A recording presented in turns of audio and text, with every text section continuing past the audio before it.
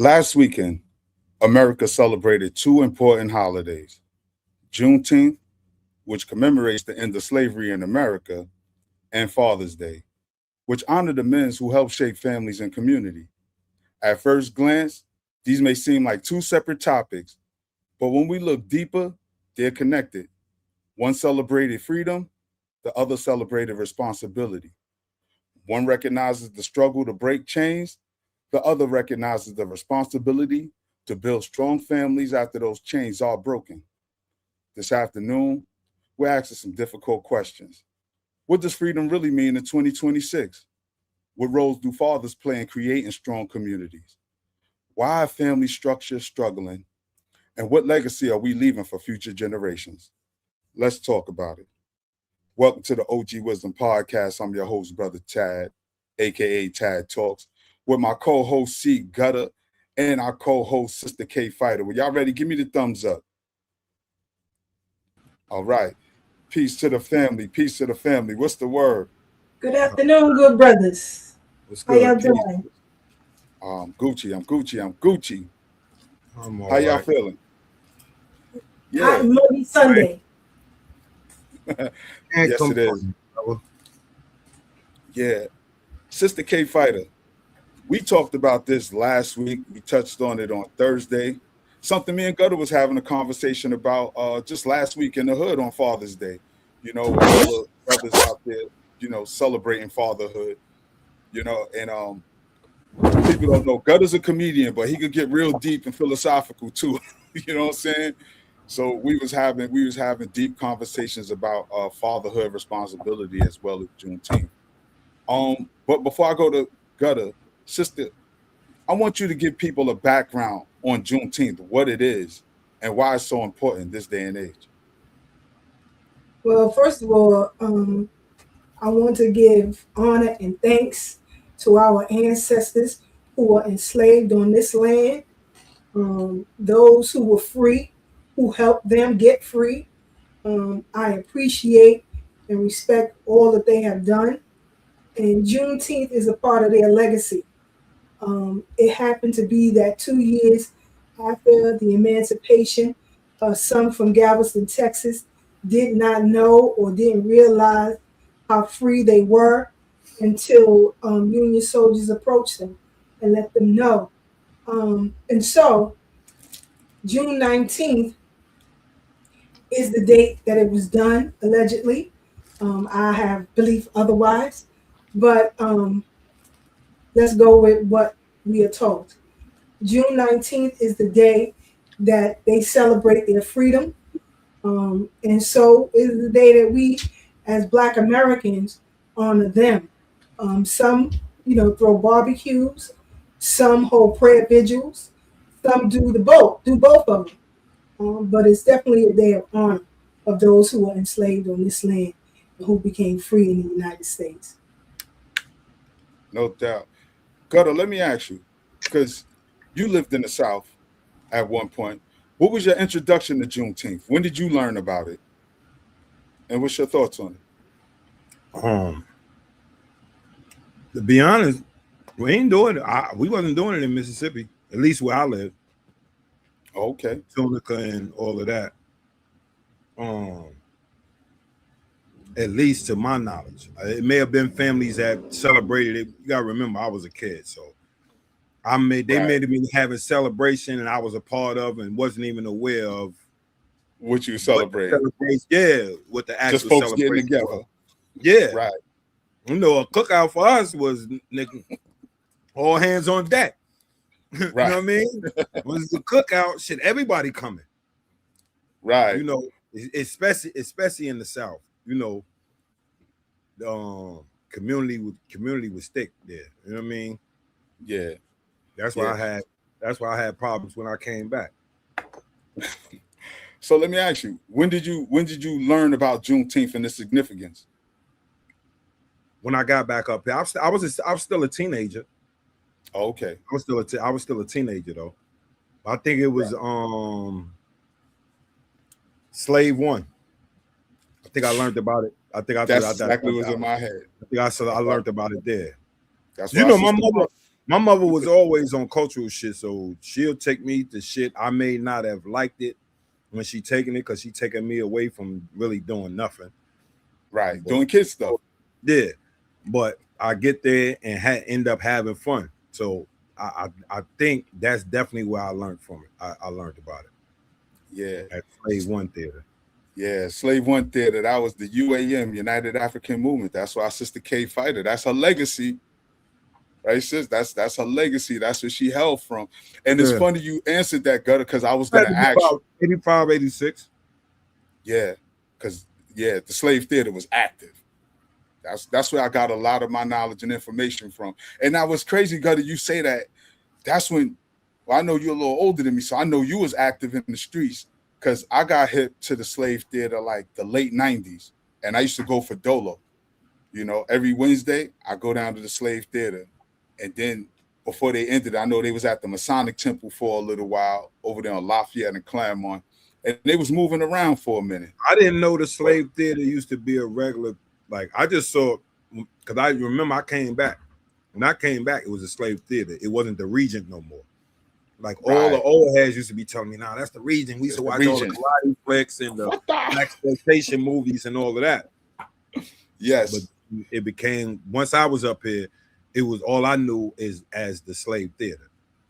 You know what I mean? yeah. And it used That's what I to remember always, seeing the five deadly venoms in the it region. will it will always be, because you remember it had the big ass fucking continent, the picture of the continent.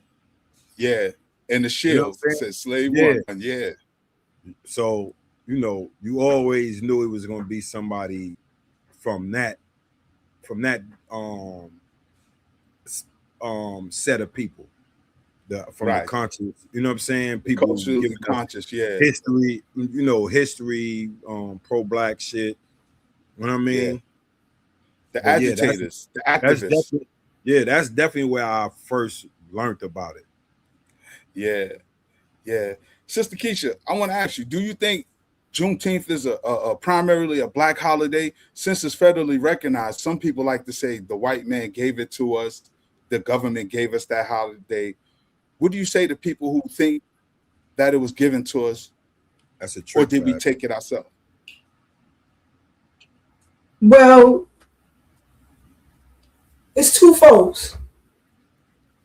One, it was the holiday, the federal holiday, wasn't given to us. Actually, it was the Congressional Black Caucus that put a demand to the Biden administration to make that a federal holiday.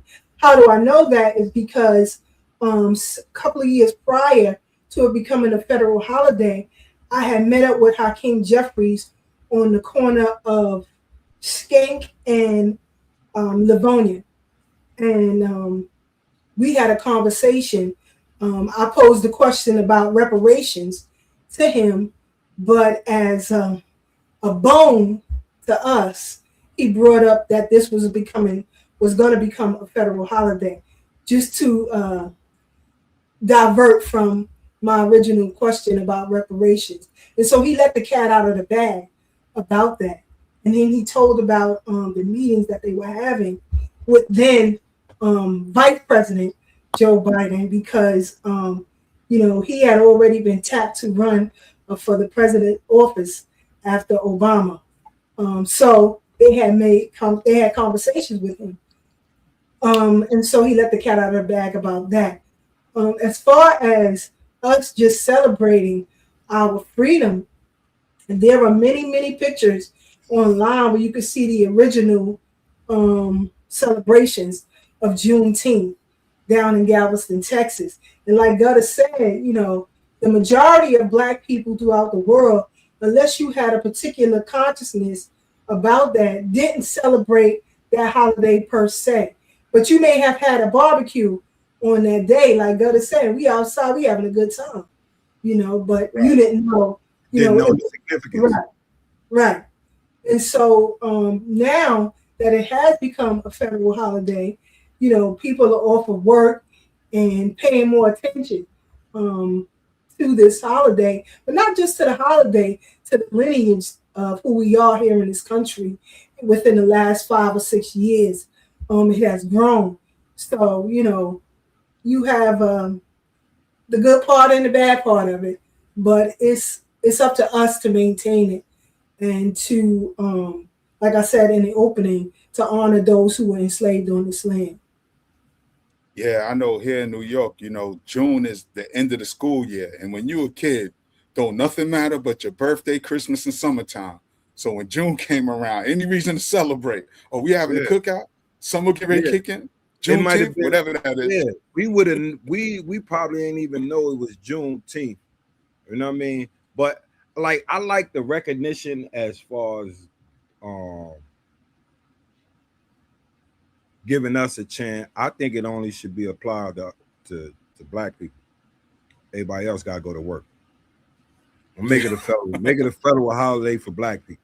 You know what I'm saying? Yeah, Because I just saw yeah, a joint and it was from a Caribbean lady, and she was like, "Yo, Juneteenth is for Black Americans." She was like, "Yo, when we go to these celebrations, we have to like, even if we celebrate." She said, "Even if we celebrating, play like if you play, don't do the reggae and all that, but we'll right. play Black American." You know what I'm saying? And I was like, Yeah, "Oh shit, that was dope."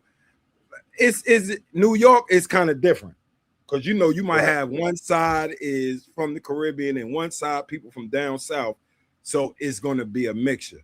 But if you in Yeah, them places, yeah, I agree with that. Just to yeah, show respect. That's just right. like I show think Sister respect. Keisha in agreement with what you said too, because we had that conversation as well. That's funny. We in alignment with that. Sister Keisha, you want to add on to that? We got to just put down. Oh yeah, 100%. Nobody said you can't celebrate. We want all y'all to celebrate, but you have to do it with an understanding that you are in our house, and you have to celebrate and honor those who were here. Because I also saw a lot of videos with people saying, this is a Caribbean Juneteenth. How that makes sense? What we talking about here? You know, Right, Ghana said, this is Ghanaian Juneteenth. What are you talking about? right, First of all, you shouldn't say nothing because you was part of the trade, so be quiet. right. But again, as Gutta said, celebrate, honor our ancestors, but do it in the way that we do it. Respect the lineage and respect our culture. Do it the way we You do it. do that. Yeah, that's Right. it. Do When it you the way got we Haitian do it. Independence Day, niggas got Haitian flags. Yep. You know Right. what I'm saying? And we Because don't pay Frankie Beverly and Mays on some Haitian shit. We yeah, say that for us. but you I got Wyclef. because we understand like they was one of the one of the forefronts of black liberation in the Western Hemisphere. So we're gonna give you the respect that you deserve. You know what I'm saying? Right. Now it gotta reverse it. You know what I'm saying? Just like you have the two Saint Overtures, the Duddy Bookman, allow the black American freedom fighters in our celebration to be at the forefront. And That's that's a all it fact. is. You know what I'm saying? That's Yeah. all it is. Wherever you from, when you got a celebration, we're gonna celebrate it and put your leaders, even though we all family and we cousins and shit like that, we're gonna put your leaders in the forefront instead of ours because it's your celebration. Right. We You can't know what I'm give saying? Malcolm and Dr. King the credit for the Haitian Revolution. It Yeah. just makes no sense. you know? No. But Sister Keisha, you said something too. You mentioned Hakeem Jeffries and your position about reparations to him. What's the relationship between Juneteenth and reparations? Or is there one? It surpasses that. It was before that. Going back to the 1700s, our people were advocating, petitioning the courts for reparations. Some people actually attained it. Mum Bet, she attained, her reparations. She was able to get it. So we've had advocacy for reparations long before Juneteenth and long after that. And so you can't put it in a box. But when it comes to Hakeem Jeffries, he is a problem for reparations in government. a serious problem. One of the things that I've learned um, about lineage and race, it is two separate things. And the They get paid Congressional by the Black frisbees Caucus anyway. is trying to make it about race. And you can never win anything on race in this country. That's why a lot of things are being repelled. Because when you will say race, you welcome in everybody, right? And you also exclude certain persons. And that could be a problem legally. But when you dial it down to lineage, to a specific group, you can attain tangibles. For example, you have the Asian hate crime bill, specifically for Asian groups, but the Italians can't benefit from that, right? The Irish can't benefit from that, and neither can we, right? So we need a hate crime bill for ourselves. So I don't want to hear um, brown people from around the world talking about, well, we have to be included with that. No, you file your own claim for something racially that happened to you. It has nothing to do with the lineage. Not saying you can't get justice on something that happened to you, but you can't be included in this lineage. And with the Congressional Black Caucus, they're trying to include everybody. And that's a problem. That's a problem. Yeah. Gutter, you was going to add something to that. What were you saying, Gutter? Um, but shit, I done lost my train of thought. I know it was about it had something to do with oh, that dude. Yeah, he paid by the frisbees anyway. Oh, okay. Yeah. Yeah. Yeah. I had a conversation with a prominent elder in the movement who had his opinions about Hakeem Jeffries, which was interesting to say the least, because for those who may not know, Hakeem Jeffries is the nephew of Dr. Leonard Jeffries, an African-centered scholar and teacher within the pro-Black movement / community that goes around teaching our education and information about Black people locally as well as globally. So there's mixed emotions within the community about that, about Hakeem Jeffries. Shout out to Hakeem Jeffries. He gave me a Man of Honor award back in 2021, at the Ford Amphitheater. So for the work I've done in the community, I just I don't know him personally, but I just look I at the shit appreciate it. he did recently. And what was that? Shit, all the shit he been doing.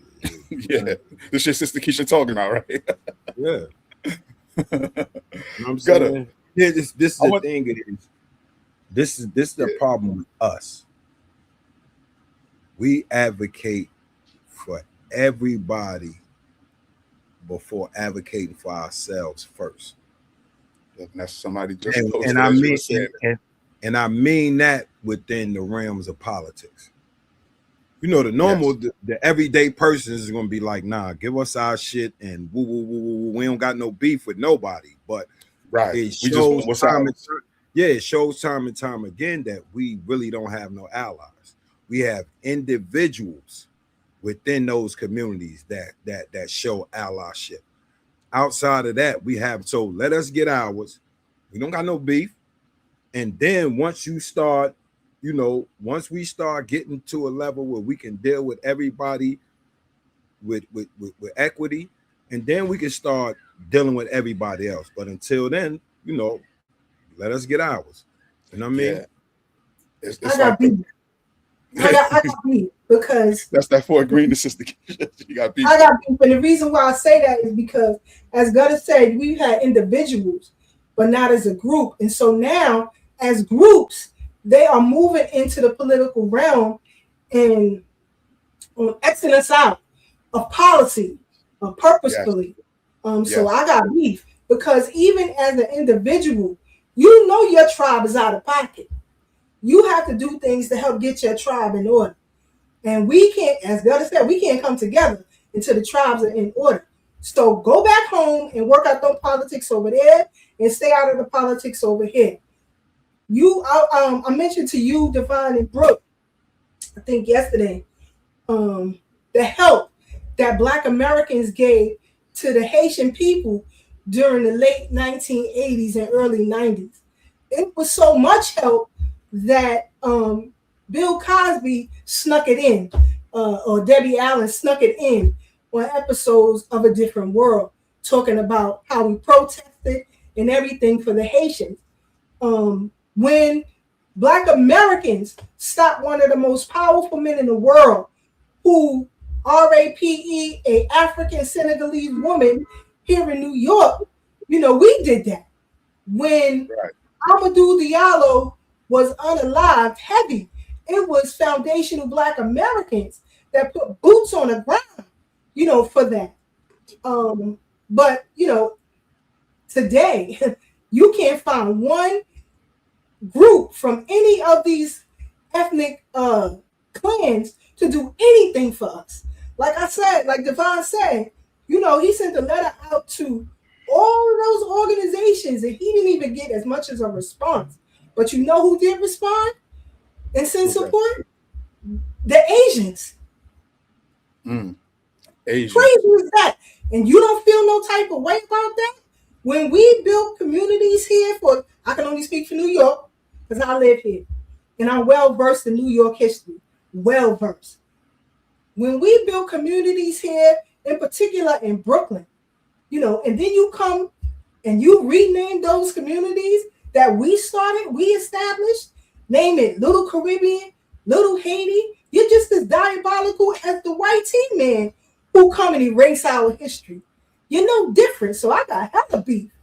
They got to get on code. And if they're not on code, I'm going to do everything in my power to make sure y'all catch all kind of hell in this country. Yeah. So as we talk about freedom, I want to get both of your positions on this. This is something I often ask people.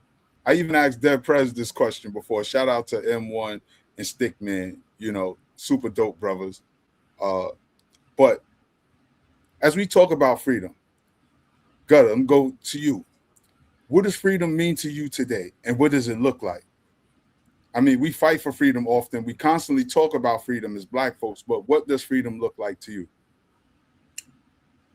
The ability to control your own destiny without interference by anybody. If I'm a mess up, let me mess up. Yeah. Don't try to do the paternal shit because they've been patronizing us with that shit for centuries. You know what I'm saying? And yes. You know how I always been. If you ain't with me, you against me. So you know what I'm saying? If it's fuck you, the bitch die. You know what I'm saying? So you know what I mean? Yeah. So okay. So yeah, that's basically what it is. The ability to,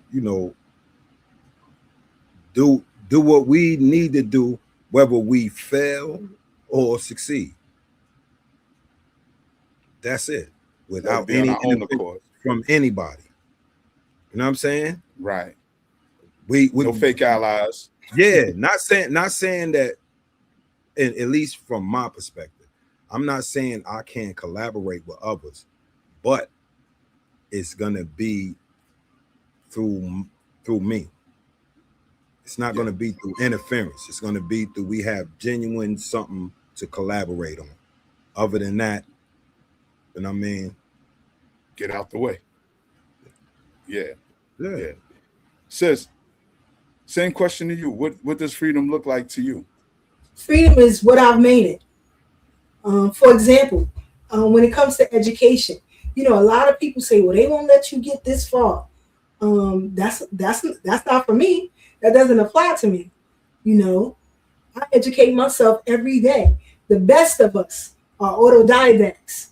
We teach the scholars that you look up to, believe it or not. I've sent a many of forwards to your college professors' books, because they keep reaching out to me for information. You don't know that, but it's unlimited, and I don't believe anybody is superior to me. The only thing that's superior to me is my ancestors. That's the only realm that I see that's superior to me. I don't see a God superior to me. because God is what you make it, so there's no limit. That's why I say, with me, I have no fear whatsoever to do whatever I want, to go wherever I want. I went down where Gutta was born in Mississippi by my goddamn self because I wanted to see the hometown where Fannie Lou Hamer came from. I was chatting with some people online and I just met them and they met me at the train station and took me where I needed to go and I came back home. I do what the hell I want to do. So I don't know about a lot of these constraints. Now, what I will say is that because of the times that we're living in the space that we're living in, finances can constrain you. That could be limiting your ability to do certain things. But each day it's your responsibility to learn a little bit more about that so that you can wiggle your way out of those constraints. Says, you my sister for real, because I promise you, I was getting ready to go to that about the finances, and I was gonna ask you, when you went to Mississippi, was you singing Nina Simone, Mississippi Goddamn? No, it was hot as hell though, I'll tell you that much. Did you drive down Highway 61? I believe so. They picked me up. Yeah, because she from the Delta. So 9 times out of 10, you probably hit 61. Yeah, rest in peace. Now we went to her crib. I was asking my sisters for the pictures, bro. But like, right, she had some shit in the storage, and the shit got lost. Wow. Yeah, I ain't like, I knew who she was vaguely. I was probably like 9, 10. So I knew. But as you grew and learned, right? Like once I got older, I was like, damn, yo, nigga, I was around some motherfuckers. Yeah. You know what I'm saying? Like with my pops, all these motherfuckers, jazz motherfuckers, Art Blakely and motherfuckers, they be having documentaries and shit about the lady that used to sing with Duke Ella Fitzgerald. We saw her. You know what I'm saying? Just meeting all these motherfuckers. Yeah. Gutta, one of the things, and me and Sister Keisha always talk about this, one of the things I always say is we making history ourselves. It's good to know the past, but find the value in your own life. Because look at the things you can really attest to, being around Fannie Lou Hamer and all these jazz greats. And most people know you for your relationship with Big, arguably one of the greatest rappers to ever do it in hip hop. So you have your own story and you literally make history with your own life. And that's what I always try to encourage people to do. Like, look at your own life, find the value in yourself, because many people look outside of themselves. You know what I mean? And that makes them a slave to other people's thoughts and opinions. Say it again. That's a problem we got, because we always looking for that Messiah. Like, niggas and God. Yeah. I ain't gonna lie. Our people, they done whooped them with the Bible, my nigga. Because niggas, we niggas really be looking for a Messiah, like that one nigga. Yeah. That's gonna just turn it. No, my nigga. One nigga don't do shit. Yeah. It's a rapper named O Solo. He said he called one nigga called two niggas called three. That's what it's supposed to be. 3 called 4 called Yeah. 4 more. Yeah, exactly. Like that's what it's nice. That's what it really supposed to be. People don't shout out to O Solo. Yeah. The one dude is a spark.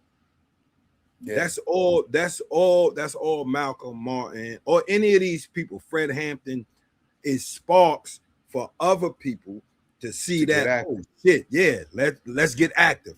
You know what I'm saying? It's just that for a lot of us coming up in the environments we came in, the dudes that had the spark, niggas was on bullshit. Yeah, because I just look at me per se, the influence I had on young homies in the hood. Imagine if I would have took it on some political and woo. Even though I'm spit, So and we got a lot of it's a lot of dudes that these so-called street legends and shit like that. The influence they had, if they would have been on a positive note, imagine where we would have been, because dudes was having crews. But like you Yeah, said, we also when she was speaking about dealing with freedom, it was the financial aspect of it that dude saw that led them into that way. yeah, Because yeah. I want to say most no. of the You hitting dudes it on the head, super Gutter. intelligent. So, yo, we shout out to the chat. Shout out to everybody in the chat. I know I didn't shout out individually, but hit the like button, hit the fire emojis if you feel what we putting down. Because what's crazy is we didn't have we don't pre-rehearse these conversations, right? But y'all are so in alignment because I was going to talk about what the new enslavement looks like right now. And part of it, Sister Keisha touched on, like with finances. So I wanted to talk about debt being a system of slavery and political manipulation, which you just touched on, Gutter, us taking these influences of these past so-called gangsters and what could have been done had they put this energy into organizing the community to move in a different direction. Because with the climate right now, I know you see the triple OGs are beefing on YouTube and things like that from Brooklyn and Queens and all over. Oh Everybody yeah, beefing. Yeah, I, yeah, yeah. These yeah, are 60 something, 70-year-old men. You know what I mean?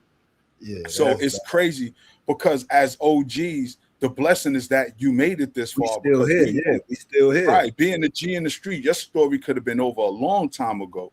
You know what I'm saying? You could have been chipped in the streets. Some people were able to reverse their cases and give back some of them life sentences that they Yeah. received, and now they're home. And I always tell people, right? And I'm gonna ask y'all these questions, right? But I'm gonna just make this statement. I always tell people I move how I move because I'm not gonna squander my blessings. I've done had shots thrown at me. I've judge tried to throw the book at me, and I've been fortunate enough not to succumb to those consequences. But I realize that's the creator. As Sister Keisha said, not even your God is greater than you. Because there's a quote I was thinking about earlier, and again, Sister Keisha was in alignment. The quote was, "Let's say each man is his own example. His God knows which of him walked the most straight." And that means if you're a representation of who you say your God is, then your God know if you acting right or wrong. Your God knows if you're truthful or deceitful. So you could probably fool us. You could fool the congregation. You could fool the church, the mosque, the temple. No, But you your can lie quote to unquote yourself. God You knows which can't. one of you acting right. This Say it again. I got a line, bro, that I use all the time. You can lie to yourself. You can't lie to me, my nigga. Right. Right. Lie to yourself. You know what I'm saying? Lie to yourself. If that you're not gonna lie to me, my nigga. Right. So I wanted to go back to the enslavement so I don't forget it on what it looks like this day and age and how do we break this this slave mentality, so to speak. And when I talk about our enslavement, I'm talking about the consumerism. You know, we cry about money, but then when we get money, what do we do with it? I'm talking about debt. You know, I'm talking about addiction, like whatever the addiction is, whether it's chemical, substance, physical addiction. I'm talking about social media addiction, and I guess the lack of financial literacy. Because when we talk money, we gotta know there's levels to this shit. Many of us think it's cash and carry. Others know that money is supposed to work for you, not you work for money, and that's something that you have to learn. What's your Yeah. thoughts on those things I said as a form of slavery? You think that's valid, or that's just some shit people make up? Um Anyone y'all go first? nah, you could definitely become a slave to, like, nigga, we were slaves to the streets. That's a fact. So we broke free. You know what I'm saying? Because A whole fact. we were possessed with everything, a whole, like, every sensibility of the streets. That's what we was infected with. So we couldn't see anything outside of that. You know what I mean? Yo, brother, you're 100% right. I'm laughing because I had the conversation with Dogie yesterday, talking about when we used to buy cars with no license and drive with no insurance. We was just out here living wrong and foul, but it was the criminal element, the streets. You know what I'm saying? I got a car. It ain't It don't insured, matter. and I ain't got no license, but I got a car. That mentality. That's Driving around with the tag max with the tech on the seat. word. Shit, you ain't supposed to Wow. have. You know what I'm saying? Yeah, yeah, Yeah, because you caught up in this shit is like you can't think past this. So you right. enslaved to that shit. Because remember they Yeah, said the after they took off the physical shackles, it was the mental shackles. You know yeah, what I'm saying? So now when you caught up in it, you can't see past your 5 square blocks or 10 square blocks or however, we went around, but we yeah, still only engage in certain area. Even though I yeah. traveled, bro, I went to Europe with my pops at 16, my nigga. Was getting Right. ready to turn 16. You know what I'm saying? And but still came home. I was worldly in a sense for hood niggas. You know what I'm saying? Right. Because I've been certain In places. places. Yeah. Shit that shit ain't transferred. Right. Right. That Because shit your ain't mind was still stuck transferred. on the Yeah, hood. my mind is right here. I'm not caring about we went to the Louvre and all that. You know what I mean? At 15, like I'm Shit seeing, people wish they could do. yeah, I'm seeing Akhenaten statues and all that shit at 16 with my pops. We going to San Sebastian in Spain. They got fucking new beaches. It's like, but when I got home, nigga, is my reality was these square blocks. Yeah. You know what I'm Yeah. saying? So I fell right back into that, and you know what I'm saying? You attached it to that. And only thing I did was show off my passport and brag about going to Europe. That's it. Right. Without even realizing the value of that experience. Yeah. Yeah.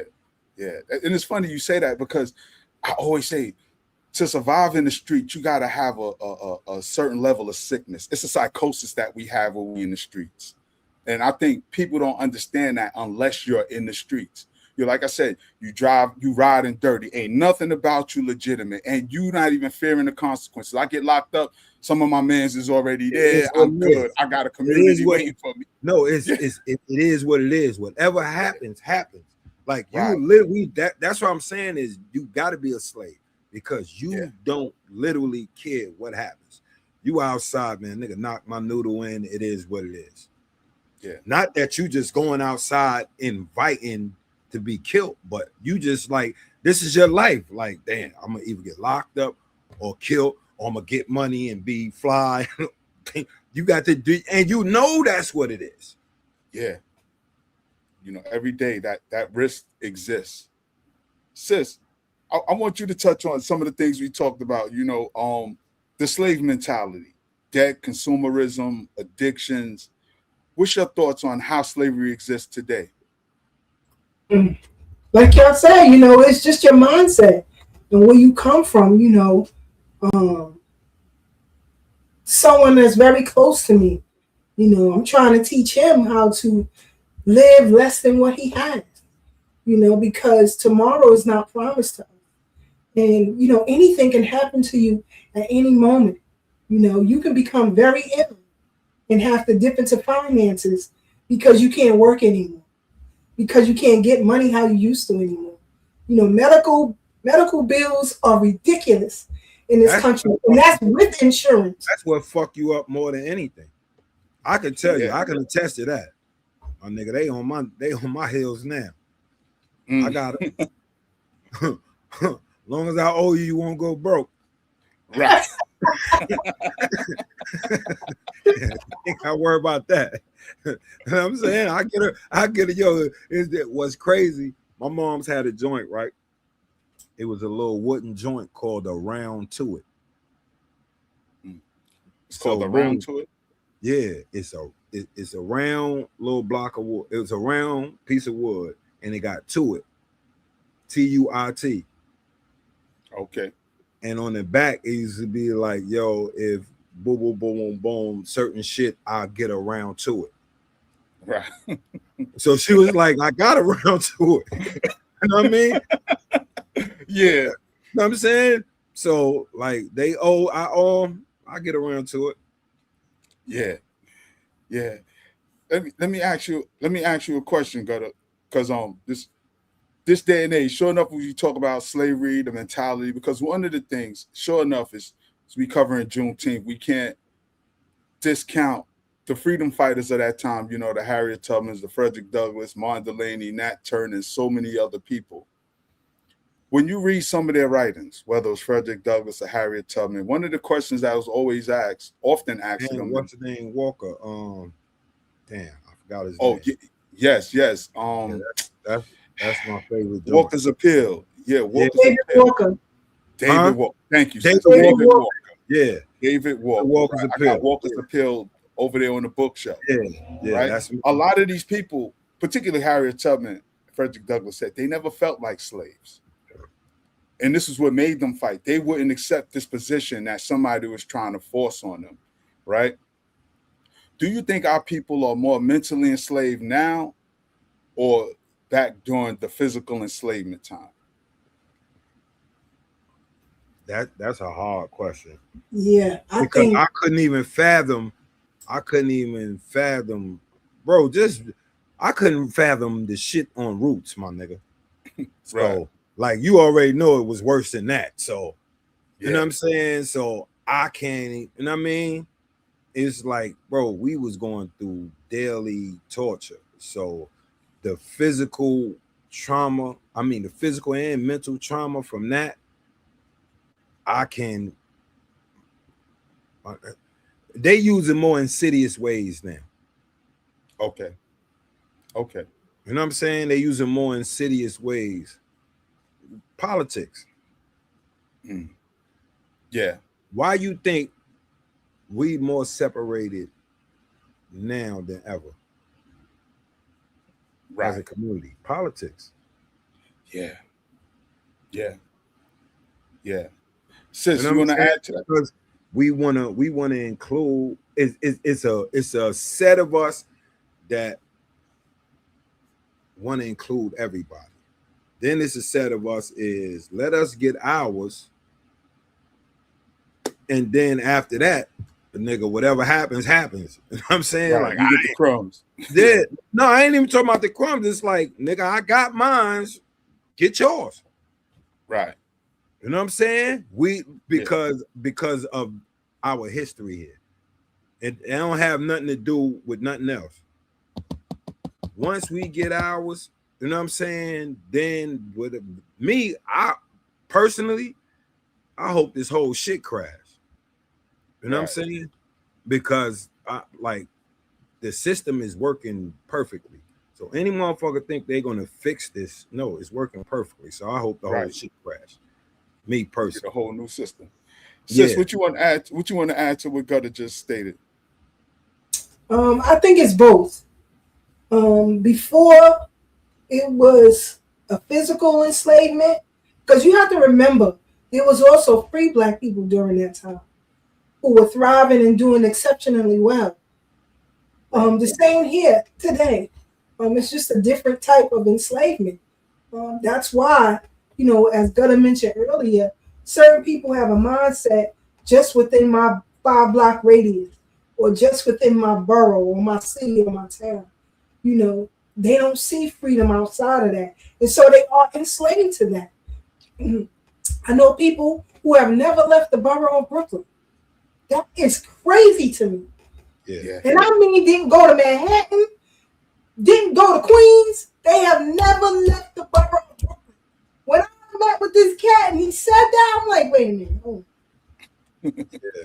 I'm a little confused because I thought maybe he meant New York. He said, no, I ain't left for what? Cheese bus. He said, I never had to leave it. Yeah, cheese bus. That's crazy to me. But again, you still have people with that same mentality, Tab. The enslavement is real. I gotta get out here and hustle in these streets because there's no other way for me. You in the trap. That was that nigga with the full 6 o'clock shadow in the 4th grade. Yeah. All his classes was in the basement. Tallest nigga. tallest nigga in the class. 4 students and 3 teachers. Man, this nigga got muscles and everything. This nigga work on cars and everything. This nigga in the 6th grade.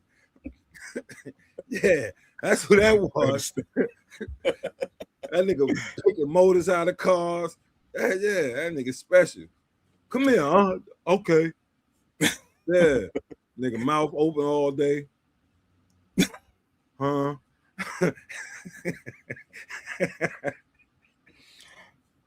Oh man. So to tie into that, but segue to fatherhood, right? I think, well, I know all 3 of us here had our fathers, had or have our fathers in our lives.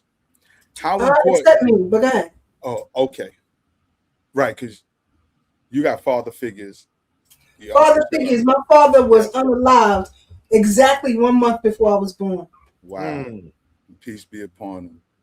So, and as a Black woman raising children, rather raised children, how important is the male figure / father figure, particularly Black fathers in the community and in terms of leadership? And I ask that because, as Gutta said, the politics got people tricked up, and you're well versed in politics, sis. But people go to politics for leadership. I came up in an era where I grew up with my father and his father, as well as my uncles. You know, how important is fatherhood in the Black community? Or is it just a byproduct that really don't have no consequences on our upbringing, as people would suggest? It's super important. Okay. Super important. So, Like I said, my father was unalived right here in Brooklyn, in the style. 1 month before I was born. My mother was 19 and pregnant with me. They were newly married.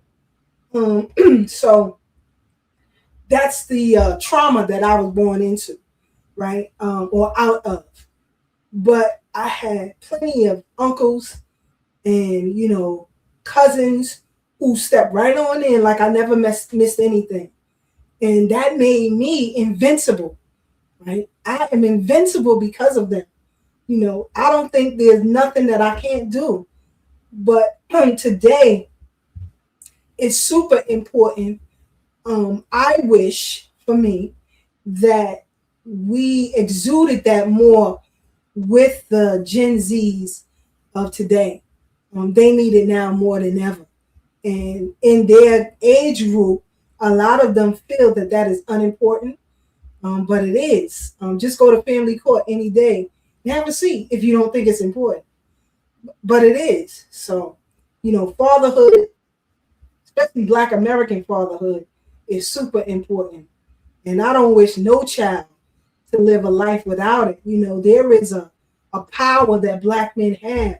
For example, if I have my grandson here and I have to tell him something more than one time, let me call Papa. All right, Nana, all right. He gonna straighten up and fly right. My husband don't have to raise his voice or anything. And Pharaoh gonna fall right in line. So it is a power that you all have that, which hurts me when I see a lot of our brothers going to the penitentiary and giving them 20, 30, and 40 years. You are needed out here more than anything. Anything. So, I just wish the younger generations could grasp that understanding that you are needed. sis, it's funny you say that about the Gen Z, because I remember in the year 2000, from 2000 to 2002, I would say, and I saw this coming, what we're witnessing today, and I'm thankful to be alive and free to even have these relevant conversations, because I remember in the early 2000s, and Gutta, maybe you remember, because when you came home, Gutta, from 2017. 2017, what year was that you went in? 2000, 2001. Do you remember, Gutta, the gang sweeps that they was doing in all the projects? When they was going like to Fort Greene, Albany, all projects, and they was grabbing 20. Even before the gang sweeps, they was doing the drug sweeps. Remember Right. they swept Marcy in '96. Yes. Yeah, a few joints. Yeah. Swept. It seemed like every other year they sweep the Garvey. And see, And I No, wanted to. dog. A lot of these older conscious cats was the ones working with the police snitching on y'all. And I'm not telling y'all what I think. I'm telling y'all what I know. Oh What I yeah, I do. know. I know a lot of conscious dudes were soft because they talk that militant stuff, and when it came down to it, nobody's with the smoke.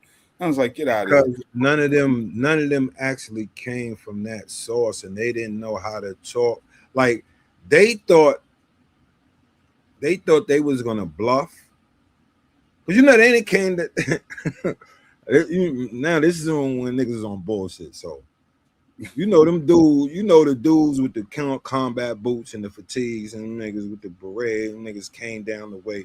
Not the great red, not them niggas Not the from the guardian Green. angels. Talking about the black power niggas that be Okay. wearing the wooden beads and all that shit. You know what I'm saying? Yeah. Them niggas came down Fulton Street. Man, niggas gonna shoot the shit out them niggas, my nigga. You know what I'm saying? Yeah. Yeah. Because you got to remember, we was young. We looked up to them to a degree. You understand what I'm saying? Yeah. But now we in the game, and you coming, but we know you not like. At least me, I know you not like what I'm like. Right. You ain't on the same type of time. Yeah, like you, and then you like you coming to tell us, like you coming to tell a dude that's outside that then went to Don't get war no money. for what he's doing and representing, and you come and you think you're gonna bully them, bluffing. Right. That's why they used to be getting chased off. Yeah. It used to work in the 60s, not in the 90s. Yeah. Yeah, Because dudes was on a different type of time. Yeah. yeah. When you was in the crack era, Yeah. like you talking to dude, right? My nigga, a tech costs $500. Niggas will knock you right off. Leave you right. Yeah. Yeah, And shout out to their efforts. Because like you said, we was on bullshit back then. We ain't know no better. But they didn't. It was they. Shout out. You can't. I ain't even gonna say that. They didn't know how. They didn't know how to approach. If they would have had somebody that been outside like that, their approach would have been mad different. They would have been trying to have meetings with dudes and tell. You know what I'm saying? Instead of Right. Have a conversation. yeah, you pull like you if you know a dude outside, I could see if you with the you see the youngster dudes, and then if you see a dude really outside and you've been outside, just walking, yeah, this shit gonna stop and close the crack house and all that. Like, man, niggas will smoke you, dude. But you playing with if you people money. come in and you recognize who's who and you try to deal with them, it's like, yo, brother, this is what's going on. Blah, blah, blah. Nigga ain't gonna stop what he doing. Right. But he's the because you got to remember, most of the dudes in the streets was in the nation of God's and earth, my nigga. Yeah. So they gonna try to help niggas financially, man. I feel, you know what I'm saying? Niggas know they doing wrong, so I'ma support you. Right. Right. How it You know what I'm used to saying? be. Yeah. I'm know? gonna give you a certain level of support. You know what I'm saying? And we're gonna try our best to Move it off front street. mediate all type of violence and shit like that. You know what I'm Yeah. saying? If you talking to a dude and you like, yo, bro, kids is getting shot, and this is that. Dudes from the streets, dudes understand that because nobody in the streets want any of that. Right. But if So you it's come all on the approach. yeah, it's the approach, my dude. Because you got to understand, we go in the community, but we offer the youngsters resources. Bro, like we not telling nigga not to do nothing. I'm just telling you what's gonna be the consequences. Bro, And here's the alternative. Gang banging, this, that, and the third. I'm gonna tell you what's gonna happen, and it's not no might. Is you gonna get one of three things. You're gonna get shot. You know what I'm saying? You're gonna go to jail. You're gonna shoot somebody. You know what I'm saying? Yeah. Whatever. You're gonna And get you because it's gonna be mandatory. Yeah, The it comes with the game. the deeper you go, the more complex it's gonna get. So it ain't gonna be no fighting and all that. When we first went outside, it was fighting and all. Nah, Yeah. you're gonna have to get your hands dirty if you playing in dirt. Gutta, I always tell people the streets is a full contact sport. Don't think you're gonna come out here and not get touched. This Yeah, shit is a whether you got to chip some, get chipped, or get locked up. Like you said, you playing dirt, your hands gonna get dirty. And I was talking about the sweeps out of the community because some people don't know that it's intentional to remove fathers and black male yeah, figures out of the community. And that's why I went to 2001 because I remember I was in Brooklyn House and they had like 40 dudes from uptown in there.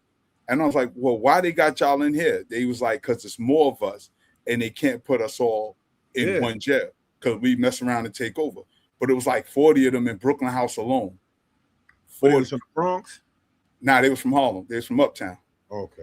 You know what I'm saying? Which, And I Bronx remember the is uptown thing. too. We That's get, fine. we call it Harlem. We call it Harlem. Yeah, they was from Harlem. You know what I mean? And shout out to the dudes, you know what I'm saying? My man KB, my man Kev. It was just crazy because I was talking about my mindset when I seen all that happening before I even got jammed up, because I wasn't jammed up in no suite. Mine was individual case.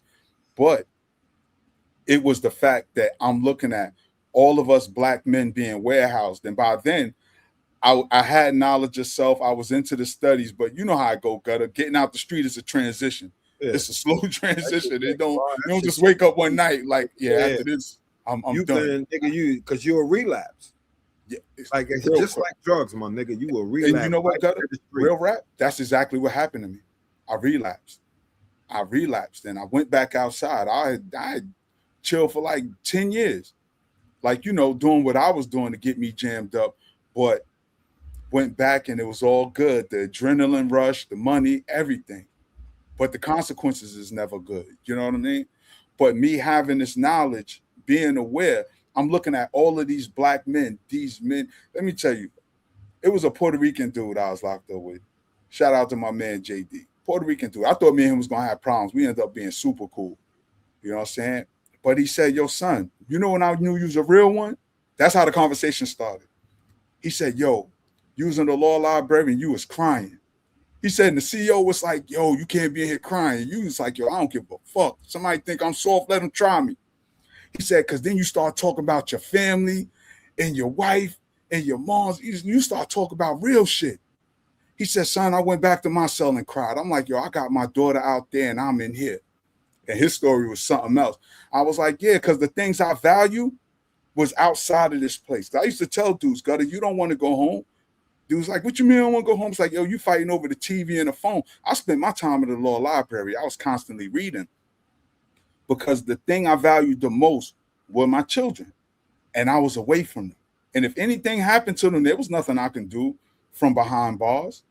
And I really considered that like the street reputation, the money, none of that. Or even dudes see me crying because I'm like, yo, I'm supposed to be home with my children. I used to put my children to bed every day.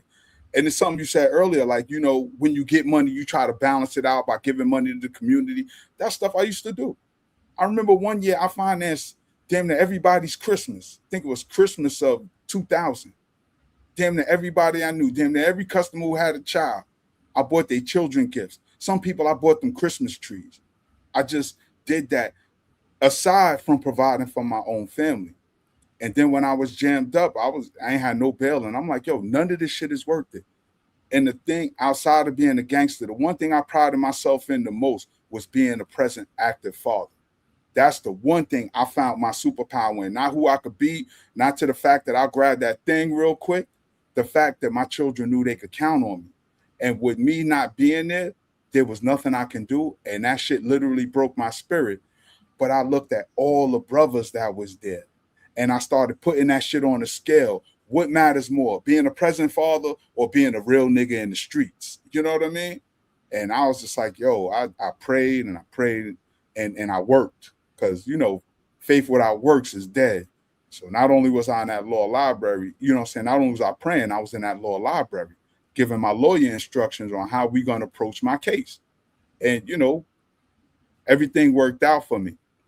But I say that because I know it's intentional it's intentional for us to be removed from the home, because sure enough, as we talking about the crack epidemic, and the slave mentality of value in the streets more than family, this is something that has been pushed on us, a narrative and an identity that's been pushed on us since our enslavement.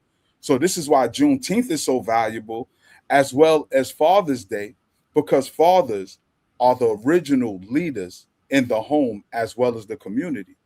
But what they have us doing right now is looking outside of the fatherhood, looking outside of ourselves for leadership. So, my question to you, and then I want to pass the mic to Sister Keisha, because I know I could get long-winded. What's one of the most valuable lessons, Gutta, that you've learned from your father?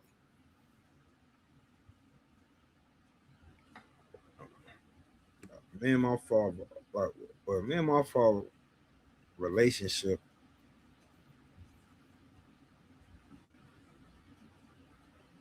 was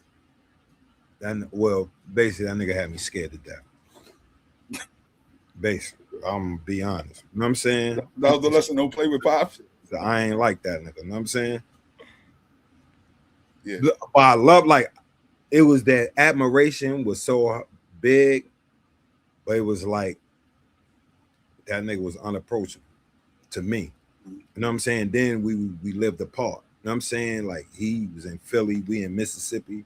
So I'm not seeing him like that. So I held shit about that too. But like just realizing like how sharp that nigga was. He gave me a light. Like, he was the one that like was giving me a lot of information on the ancestors and shit like that. It's telling me a lot of like I got around him, and he, like, the nigga gave me a lot of information. You know what I'm saying? It's like, damn, like because I'm, when I'm in Mississippi, I'm not seeing him like that. When I come back up here, I'm able to see him more. Right. And now I'm like, damn, nah, my pop's mad smart. And then I'm seeing like the respect that he get from men when I be with him, that I was with him. So I was like, then, like I said, the nigga did all the martial arts and all that shit, though. Grab your shoulder and put you in place, Gutta. That nigga ain't have to grab no shoulder. I ain't gonna lie. That nigga had me shook. I'm gonna ask Sister Keisha a question, but I'm gonna ask you this, Gutta. When the last time your pops had to put hands on you? How old were you? About 15, 16. Oh, yeah. Frog straightened me out by 8, 9. I ain't want no more ass. You got to remember, you and Frog right here. Yeah. You know what I'm saying? Like, the like, I ain't know it was real until then. Like I told you about when we was in Philly, you know what I'm saying? He smacked the shit out of me. I slid. That nigga smacked me across the room. I was dead. That nigga smacked, and that nigga hands feel like concrete, my nigga. So yeah, like it was like, how it was the admiration, and then that was he struck fear. Admiration and fear. And then right. After that, the nigga, he choked me because I was mad. Like I said, like after that, I'm tight at him, and I'm like, thinking I'm tough. Nigga choked me. Ended that thought. No, the mumbling under the breath shit, and walking away at the same time. That he ended that, me feeling he ended that ASAP. Choked the shit out of me, my nigga, with one hand. That's why I learned the one hand choke. Like I got a technique in fighting where I catch a nigga with one hand and choke slam him. That's where I get that from. My pops, bro. This nigga had me about a foot off the ground, my nigga, with one hand. Yeah, I think a lot of these younger dudes need that fear and discipline. I remember my oldest son one day told him to do something. Yo, he was 16 and he just put one foot forward, Gutta, and swelled up his hands. Like, I said, "Oh, you ready?" 1, 2, right to the shoulders. Bing, bing. He hit the floor like this. So I almost forgot you, my son. Don't you ever swell up on me like that again. Ever since then, he felt, and I love my son to life, man. He's a good man now because he's grown. He's 30 plus. But Sister Keisha, in husband selection, shout out to Big Brother Ro. How important was it to see how he was with children and if he'd be a suitable father? Oh, That was that is super important. In fact, he didn't meet my daughter until we've been dating for like, we were together for like a year and a half. mm, And I would tell him, you see me and my daughter together, you keep walking. We don't know where this is going, and you don't got to know her. But once he did and started to come around, and we'll have conversations with her. She's like 3 years old, but having conversations with her, it was very, very important how we interacted. But then at the same time, and having enough respect for her biological father, who was and still is very inactive, right? But I never had those conversations with my daughter because I never wanted to put my disapproval of her father on her. I wanted her to see him for what he is. And as she became older, she was able to see that and value what she had in her stepfather, who they have a bond today that I couldn't have asked for anything better. yeah, When Pharaoh was born, he was in the hospital, the first to hold him. Before Pharaoh's father got to hold him, he was holding him first. So again, that's very, very important. I had a stepfather in my home. I am the oldest of my mother's children, and she had three more after me. His relationship with my mother was unsavory. And so he and I had an understanding that I come with a whole lot of shit and you don't want this. So we had an understanding. But he never laid hands on me. He never laid hands on my sibling. He was a type of man, as long as you didn't tell him no lies, you could work it out. yeah, In fact, I think the only time he ever spanked one of my siblings is because she told a lie. And that really bothered him. But as far as him being a stepfather for me, it wasn't the best. wow, So, that's why I said I'm thankful that I had uncles on both sides of my family who took that role and made sure that, they played a positive role in my life. right. So I'm thankful for that. But when it comes to selecting a husband, let me tell y'all something. Talk to you ladies out there. Be very particular. You have every right to be very particular. He has to be able to, number one, cover you. And I mean that in every way. Because you will not respect him in your house if he cannot cover you. You will challenge his manhood. And if you have to challenge his manhood, that is a relationship that's doomed to fail. Mm, So be particular with who you choose. Because he also has to be able to fit within your family dynamic, right? So when I met my husband and he asked me to marry him, okay, well, now you got to sit with the uncles. You got to sit with the uncles. And if they feel a certain type of way, then this shit is off. I don't care how much I love you, because they have a way of seeing things that I can't see. So he passed the uncle test. Then you gotta pass the cousins test. And they gonna get in your tail. You got to be able to handle it. But he was able to do that, and become an addition to our family that we are appreciative of. But be very selective. Don't let nobody tell you, you think you too. Absolutely, I am. Sure the hell am. I'm the best thing smoking. And if I'm supposed to be a helpmate to you, then you better believe I'm the best thing smoking. Because this ain't going to work.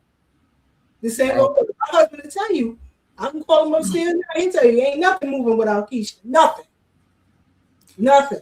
So, sis, let me ask you, right? Mm-hmm. And shout out to Rowan, because oh shit, yesterday, matter of fact, yesterday was my mother's 39th wedding anniversary. Peace be upon Wow. her and her husband Fred. That's a man who loved my mother unconditionally, the way a man was supposed to love his wife. And in the beginning, I won't say I was resentful, but my father was never absent. So I never really seen a need for a stepfather. That's why I will always say my mother's husband. And I'll give him props as a stepfather, as being the man in the house. But like Gutta just said, my pops was right there. My pops lived up the block. Always knew where he was at. Always knew how to find Yeah, him. you didn't like I you had to go. like certain people have different circumstances where Yeah, like they don't necessarily need a stepfather. You know what I'm right. saying? Like the dude might not necessarily, like you said, your mother's, you can't really say that was your stepfather. That was just your mother, man. Yeah, Y'all that's her didn't have a husband. good relationship. He wasn't no father to you. So Right. I would only see somebody as a stepfather as somebody that's actually a father figure. Yeah, I and you don't, know what? I And don't give him count. his props. He was a father figure because he was I the don't. man in the house. So No, yeah, no, I'm not saying that. I'm yeah, talking about specifically for you because right, he might be in charge of the house. He might have your brother might have been his child. You know what I'm saying? Just right. hypothetically. Yeah, The brother, but your father is right there. Your father raised you every day. He's yeah, not he's not playing the role of your father. That's what I right. He mean. don't got to take me to And play saying, basketball yeah, or nothing. He don't got to he have them don't have talks to with me. step in and play that role. Right. That's the only people I see, like me personally. Yeah. No, no. Everybody You're got their own. 100% right. Good. Yeah, Because there is a value in stepfatherhood. And what's so funny, and not to veer off the topic, but this is relative. When I hear these red pill spaces talk, and they be like, "Don't be nobody's stepfather," don't be that. People always negate the needs of the child. yeah. Sometimes a stepfather could come in and fill in that gap, that emotional gap, that financial gap, just a listening ear of somebody who's outside of the family dynamics, but is part of the family. It's like how you can talk to your aunt, but you can't talk to your moms. You know what I'm saying? Because Yeah. it's so close. And your aunt is going to give you your mother's perspective, but from your understanding and your level of the relationship. You know what I'm saying? Sometimes that's where a stepfather adds And your aunt value. might Because keep it I'm real not your with father, but I'm gonna hold you down like that. I know I'm not your father. I'm not trying to be your pops. You know you. what I'm saying? Exactly. But here's what your mother wants from you. She don't know how to say it, but she only want the best for you. She love you. But as a mother, you used to barking orders and demanding, Yeah. particularly with young boys. So they need that male balance, a man who know what it is to be 13, 14, going through hormonal changes, you know what I'm saying? Get a little hair in his area. Now he feeling himself. And mommy, you a woman, you can't tell me what to do with it. But like you said, Gutta, your pop say something, that's it. Like Sister Keisha said, when Farrah don't listen, you want me to call Pop? I'm good. No, I ain't gonna lie. My pops, my mom's like, yo, I'm calling Jack. Jack will be up here. I used to be shook the whole time, my nigga. That nigga hands, I told you, I remember that smack, that one smack, nigga. Bro, you gotta remember, Reverberate to the new millennium. literally from me from 5 to 15, I saw him sparingly. So when I saw him, it was just like he would come see the family, would come to Mississippi, or we up here and we get to see him, blah, blah, blah, blah, blah. And it's just I get to see my pops. I'm in awe. You know what I'm saying? Yeah. I'm a teenager. So I'm feeling myself. And that nigga smacked the shit out me. Nigga, I Gotta was like, still oh, feel it today, nigga, 2026. yeah, nigga, it's real. Me not fuck with this nigga. I'm Right. already knowing this nigga do all that he got. Karate. Yeah, he already called karate Joe ass nigga. And you need to smack the shit out of me. I'm cool on you. Like it got dark one time. Really, I wanted I wanted to pop him, but was so scared that he was gonna take the burner and beat the shit out. You know what I'm saying? Like how you planning, like dead ass. This is the rest in peace with this, me and Big on. We on matter of fact, we on my stoop. So I think my pops had scolded me or some shit like, So you know, Big ain't know his pops like that. You know what I'm saying? So we mad at our pops. So we like, yeah, nigga, we're gonna see our pops, we're gonna jump our pop. I'm like, so dude, like, yeah, we're gonna jump. I'm like, nah, we can't Sister jump. Keisha, you hear this? Him and Big plotting. I said, nah, we can't jump this nigga. He gonna fuck us up. I'm saying, like, I'm gonna pop this nigga. You know what I'm saying? Bro, I saw this nigga like a week later. Like, he just popped up at the crib. I came to the crib and he at the crib. I seen this nigga. I'm like, hell no. That nigga will kill me. Fuck no. What the fuck wrong with me? Like, that whole thought process changed, my nigga. Oh man. Yo, it's funny how you think when you were a child. Yo, we be laughing when we used to be mad at my grandmother being in the room like, I hate her. I wish she died. Yeah. No, Nah, you don't mean that shit now. Thank God she's still around. But the dumb shit like, you saying you know when how you were a many kid. you know how many comedians that done spoke exactly what I said, like with the I hate her, I hate her, I hate her. Nigga, that's every little nigga. Word, That's every little little nigga and little girl, little black nigga and girl in the United States. When if they got a room by themselves or somewhere where they can go by themselves and they cry. definitely ain't gonna do it if they got if they around a bunch of people. They just gonna be doing. They gonna go in the bathroom and do that shit. But I used to go in the room. You know, you can't breathe. Word. Snot choking you. Like, shut up, I'll give you something to cry for. What about? Like, what the fuck was that in the room? You start humming. You ain't even crying. You humming.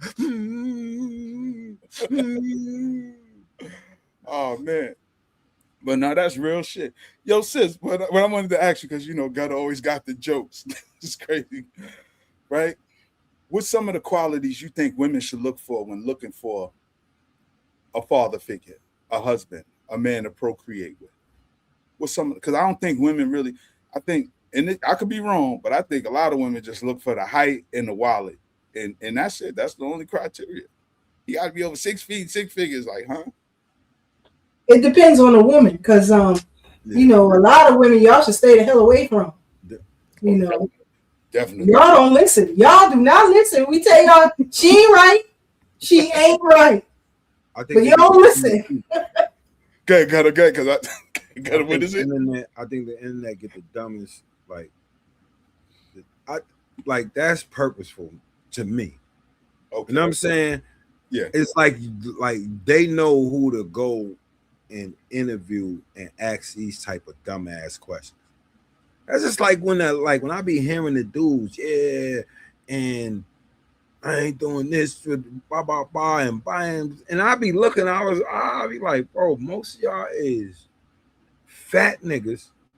You know what I'm saying? That's talking about everything that women don't do, but it's like, what about what niggas do? Niggas don't know how, like, it's an even table, my nigga. You know what I'm saying? Like, so, bro, like that should be killing me. Like these relationship, because nigga always it be these hurt ass niggas that be fucking complaining. TD Jake ass niggas, you tender dick ass niggas, we always complaining, my nigga. Yeah. You got like, look, you be seeing these podcasts, these niggas got jewelry, you got watches, all that, you got the car, but you complaining. What the fuck is you complaining? Take your fat ass to the gym, nigga. That's one. Take your fat ass to the gym, and maybe you can, you know what I'm saying, and stop going to the places you go that think you're going to attract somebody. And nobody cares, no real woman cares about your money, my nigga. Right. That's one. So that's what Sister Sylvia just said. Everybody's whole situation is fucked up, especially with this internet shit. That's why I hate that relationship shit, bro. I literally hate that shit. Because you got it's you rarely have somebody that speaks honestly. You know what I'm saying? From like, nigga, I done did some bullshit. We all have. Yeah, like, come on. Me, I'm not looking for a relationship. So Don't take nothing that I'm talking about and put it on you. Right. You understand what I'm saying? I Yeah. have an Clear. opinion on certain things because I look at it from a different point. I'm not looking for a wife. That's not what I'm looking for. But for all you niggas that's sitting here complaining and that's what you want, look where the fuck you go. Yeah. You go to you DMing women. IG models. You know what I'm saying? You DMing women. OnlyFans. You meeting them in the club. You know what I'm saying? It's like, come on. Like, is you serious? Right. You know exactly the women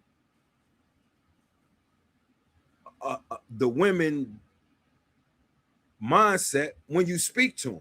So you don't know how to just, all right, let me just exit from that. You know what I'm saying? Conversation tells a lot. It don't take that, all right, let me just exit from that. Damn, now if you done had 5 conversations in a venue with the same type of women, then that ain't the venue you need to be in, dummy. Right. And you know what, Gutta, you hit it on the head because they interview the same people and the same type of women and men. That's why I asked Sister Keisha, you know what I mean? Because I value her perspective and her insight, as well as she has a successful marriage. You know what I'm saying? I've been around her and her husband. It's not a front. It's not, yeah, we lit. And that's why you don't really see her post much on social media about her and her It's husband. about being lit. It's just about Right, being exactly. your family. That's the The fucking value problem. system is All twisted. these Yeah. bozos is thinking about that. Oh, I want to be lit with my wife on the beach somewhere and blah, blah, blah, blah, blah. Yeah, and Dexter St. Jock gonna have her, my nigga. The fuck, goofy.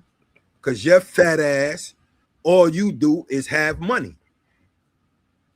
You probably mad Pee-wee. I don't judge niggas about they shit, but you probably mad Pee-wee. That's why your fat ass is just concerned with material shit. You know what I'm saying? Sister Keisha, what does it take for a healthy marriage, sis? And it's You go on Gunna on time out. That's it. yo, But he right though. yeah, you're right. That's what makes it even funnier. And I ain't trying to be funny though. Like That's what makes it funny. Yeah. No, because I mean, to Gutta's point, you know, we see it on social media so much, and the That's real mad conversations low aren't dick being nigga had. energy though. Yeah, Like you complaining, like if you complaining about women, my nigga, that means you is something missing from your whole joint. and complaining Because is not really a masculine trait anyway. bingo, You can mention it, bro. but now do something about it. You got a problem, get to the solution.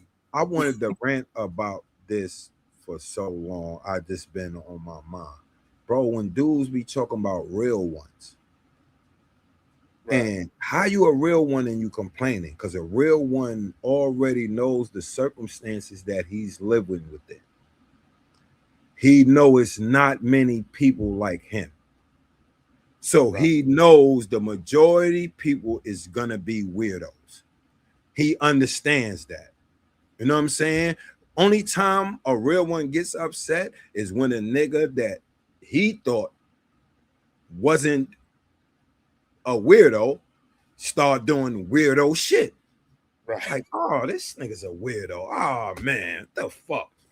But you're gonna keep it to yourself because now you just learned. Oh, this nigga Right. really all right. And now you know how you got to move. Exactly. Besides, you know, oh man, the fuck up. Nigga, you're gonna move. You're gonna persevere and do what you have to do. Because I was speaking on that when dudes was talking about that, and you know, my man JB had a party. JB recently came home, did a lot of time, and dudes would be talking about real ones, and like I just use him as an example. JB sat up, took care of his law work and do that, and he wasn't doing no complaining and nothing, and now he's home. When he had them elbows over his head, my nigga. Yeah. And niggas is out here that ain't did a day. You know what I'm saying? That be complaining about the dumbest shit and talking about they real ones. Right. Right. You know what I'm saying? Because I'm not saying I'm putting I'm giving an example of another brother that I know. Right. Just like Prince Miller. Like them niggas wasn't sitting there, bro. Them niggas did their time. They got their chance to come home and they home. And now they trying to move on and do something productive. Right. You understand what I'm saying? Real ones not gonna sit there and be sitting there, yo, I'm mad at this nigga because this nigga ain't do this and that nigga. Nah, if he ain't do it, he ain't do it. Nigga, you just gonna move on and do what you can do. You Right. you know what I'm saying? That's why there's a rarity of them. Yeah. Yeah. So that's all I wanted to rant about. Sister Keisha, where you want to go? Because Gutta. I mean, he got valid points. No, but you know, and I want to say this, and I want to give it. I'm gonna give the mic to you, Sister Keisha, because as Gutta talked about, you know, he talked about dudes who rant, rave, complain. I mean, he provided the comic relief, but this is a reality that we see. And one of the things I talk to dudes about is when they say, "Oh, my baby mother won't let me see my child," you know, excuses for not taking care of their business. And I always remind them, you know, you can go to court and get visitation rights, right? And they don't apply that. And I tell people, when me and my children's mother didn't see eye to eye, I went to court to get custody, and I got granted custody. It still never kept my children away from their mother, but I did what was necessary. Family court. We know the deck is stacked against us, but from your position, being somebody who speaks legalese, what are some remedies for men who think they have no recourse for building a relationship with their children? First of all, document the information on why you can't have visitation with your children, right? So if you happen to send a text to her and say, you know, I'm coming to pick up Lil Anton tomorrow, I would like to see him tomorrow. If she tells you other than she has to work during that time or something like that, oh, you just ain't seeing him because you ain't giving me nothing, okay, that's fine. Document it. Because even when you think things are against you, they could be for you, right? You may be not a deadbeat, but a dead broke, right? Right. And the judge will see favor in that. You know, you still have to let them see it. Well, even if it was an abusive relationship, because you have people who came out of abusive relationships and they don't want the children around of these dudes. Well, you know, did he put his hands on the children? Was he abusive to the children? Just to you? Well, if it's just to you, then you have meeting places where he can go meet with these children. You understand what I'm saying? Put him in me. If it got to be at the precinct, then let it be that. Then let it be that. The only time I say, you know, keep them mother effers away from their kids if they is molesters or physically abusive to these children. Keep them far away from them, period. Anything other than that, I think you should be able to work it out, period. You made a statement that I want you to unpack. You talked about going to court and the difference between you said a deadbeat and a dead broke. What's the difference between the two? A deadbeat has nothing to do with his child. Don't want to see the child or will use the child to get back with the mama and all kind of foolishness. You don't do nothing for the kid. You don't see the kid. You know, you don't talk to the kid. Nothing. You're a deadbeat, right? But a dead broke is someone who wants to be involved with their child. You know, maybe I don't have the finances and I can't be there to pay for certain things, but I still want to have a relationship with my child. And for some mothers, that's problematic. Mm-hmm. It is. But you got to get yourself out of that and say, you know what? Let him or her see that father. You know, they'll figure out on their own if this is a deadbeat or a dead broke. Right. Figure it out. Kids are not stupid. Right. They're very, very intelligent. And then you gotta think about it, because I done seen it. I done seen, you know, because I don't want to denigrate him, the dude. But you know, like when I was outside, you know, dude getting $2, and you see them dudes that they ain't working, they ain't hustling, but they always got their kids. Yeah. You know what I'm Yeah. saying? They always got their kids. Great Yeah, and I father. respect that more. You Yeah. know what I'm Yeah, saying? definitely Great respect fathers. that. You know what I'm saying? They ain't work. They fucked up. You know, the whole family might be fucked up, but at least he's with his children. There's You love know what I'm there. saying? He with his kids all the time. And I'm saying, you know, we wouldn't Do be that. because We yeah, different. yeah, because we were already in the criminal element Right. So before we we gonna get had it. kids. Yeah, Right. before we had kids. So you know what I'm saying? Yeah. Yeah, that's the difference. And them dudes like those is great fathers, my nigga. Yeah. Niggas had their kids every day, all day, was trying to, he picking them up from school, he walking with them, he talking with them, they doing homework and all that. Them the motherfuckers I commend more than the dude that may work and don't give a fuck about his kids. Right. Just buy them Jordans and keep it Oh, moving. yeah, Like all he do is get him give them a mother few money. dollars Yeah. and just bounce. No I take emotional care of support, no mine, time but you never spent. with Right. You know what's funny? Before we started the show, and I had to stop my conversation. Me and my daughter, shout out to my baby Kamari, we was having a dope, heartfelt conversation. And I was like, baby, I'm ready to do the show, but it's about Juneteenth and fatherhood. And she was just talking about her appreciation, her and my other daughter, just talking about things that I've done. And I'm glad that I've invested the time because they don't know when I got money and when I don't, because when I get money, whatever they need, I'm going to provide, even if I have to go without.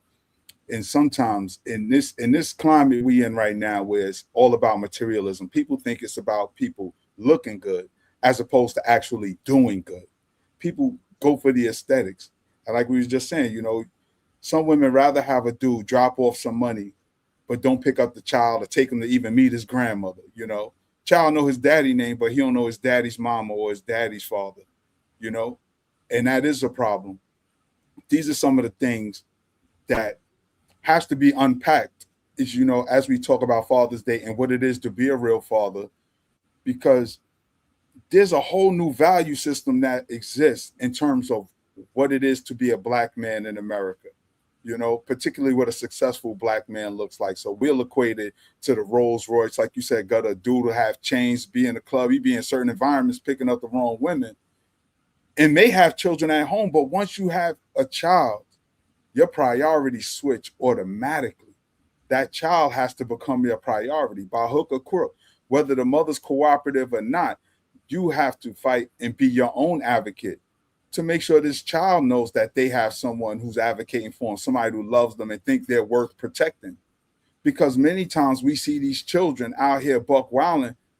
You can tell who has their father in their life and who don't.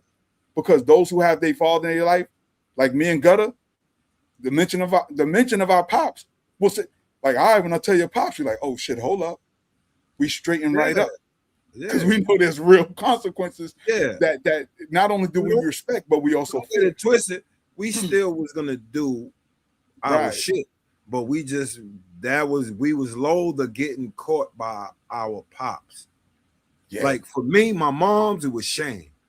You Yeah. know what I'm saying? For me, it was It, fraud. it was super shame. It was like, damn, like my mom's, because my mom's held me up to a certain standard. You know what I'm saying? Like held Right. all of us up. So I to get caught doing something wrong by my mom's is shame. My pops, nigga, is fear. I already know. Nigga, that hand, that shit was petrified wood, my nigga. Yeah. He smack you with that. Frog had a leather belt. Hold you by one arm, swing the belt with the other one. It's like you dangling from a tree, like, nah. Oh, yeah, you ain't going. I think my brother enjoyed it though, because he's shout out to my brother Soup. He used to always get in trouble though. I was like, damn, boy, you ain't tired of daddy whooping your ass. Or you tell me my pop's coming, I'm on my best behavior. But I think right now in 2026, the narrative is that black men don't add value. And unfortunately, with social media right now, when we watch what dudes talk about, what they value, their conversation, it's not uplifting and it's definitely And not family centered. and and some of them have kids. That's what I'm about to say. So Some of them now have children. you Yeah, speaking about women like that. and you might have a daughter. Right. Now, what about your baby mother? What about your mother? Right. Yeah, like it's not near nigga can say he don't got a mother. Right. Be a man in New York. Got slapped and then grow his. One thing that my step pops did do, that plays a key role in my life right now, is he would come home and he would bring like 5 to 10 different newspapers, right? And he would have us read them so we can have conversation at the dinner table, right? Some people may say that's a little bit harsh, right? But he wanted us to be able to move in any room that we went into. Understand the world. Mm-hmm. Want you to understand the world. Exactly. So that's why, reading 3 and 4 books at a time is nothing. Yeah. It's nothing. Yo, Right. we was in Europe. My pops. This one of the times I got hemmed up. This is we was in Spain. A nigga made me read the whole Bible. My nigga. Wow. He said when you come back, you're gonna be able to tell me. Like when I ask you something, you're gonna be able to tell me. Now this is after the smack. This is post smack. So I knocked that whole shit out, my nigga. I knocked nigga like I was studying for a test. The Right Reverend Minister Gutta. I was like this. Them Gideon, in every hotel they had the Gideon Bibles. Yeah. Yeah. One of them shits, nigga. Front to back, nigga. Yeah. Yeah. I mean, that's funny because I do see the value in the lessons in the Bible in terms of the jewels. First time I read the Bible, I was 18, and that was at my own volition. Nobody told me to. I just remember being a kid always in trouble. My pops was picking that shit apart. So he wanted you to know. He made me read that shit and then just start picking that shit apart. I read it because all the people was like, you need God, you need to go to church, because I was on a fast lane to nowhere fast. I was on the road to perdition. I was on 100 miles an hour. But then I was like, why I keep talking about God? Go to church. I need God. And I started reading the Bible, man. It was an interesting book. Well, you like violence, sex, ooh, and also redemption. He was telling me Psalms, all that was taken from African spirituality, Proverbs, like all he was like, yeah, blah, this, that, and the third. 10 Commandments come from the 42 negative confessions of my yacht. Yeah, so he breaking all that shit down. He was like, yo, that shit they talking about. He was like, the first people came with the Hyksos and so BC. I think it was 1600 BC. That was their first interact. So he breaking down all that shit. Yeah, you know what I'm saying? But yeah, I definitely read all that shit though. Then he was like, I remember too. Yeah, I had a dictionary, a map. Nigga asked me about the shit with Jonah. Right. So this is why I use this shit to this day. He said, now do that shit make sense to you? Think with a logical mind. Do that shit make sense to you? Like my pops is dead. This is how he talking to me. A fucking man was in the fish for 3 days and the fish spit him up where God wanted him. That shit makes sense to you? You believe that? I'm sitting there stuck. It's like, come on, man. You know what I'm saying? Yeah. He said certain things that's not meant for you to take literally. Right. He said all of these is allegories. He's telling me this. I'm 15 years old, my nigga. This is the shit he put me on to. Did you know what the word allegory meant when he told you? Or did you have to go look that up? Hell yeah. People told me that. Fucking allegory word. I was like, well, what is that? Let me go look up this word. Yeah. And but that's what I'm saying is like my pops, like I said, remember we was talking about what all these people is supposed to be like a Christ or a Messiah, whatever, supposed to be sparks in order for somebody else to move like, all right, oh, I see that. Boom. That nigga was giving me the spark on that's what he was sparking like my consciousness on as far as that. You know what I'm Yes. saying? Yeah. The critical thinking skills and the Yeah, ability to research and analyze stuff. Because a yeah. lot of people still don't have that, you know. Like And he was this is like my this is pop. Like that's what he was teaching me was discernment. yes, Like that's what yes. my pop he was like he like not because my moms would do it too, but like as a man, because my moms would always do that, but she'd do it sarcastically. So you really saying you really telling me that that was that? That's what you telling me. Think Right. about it. Think on before you answer me. Think about it.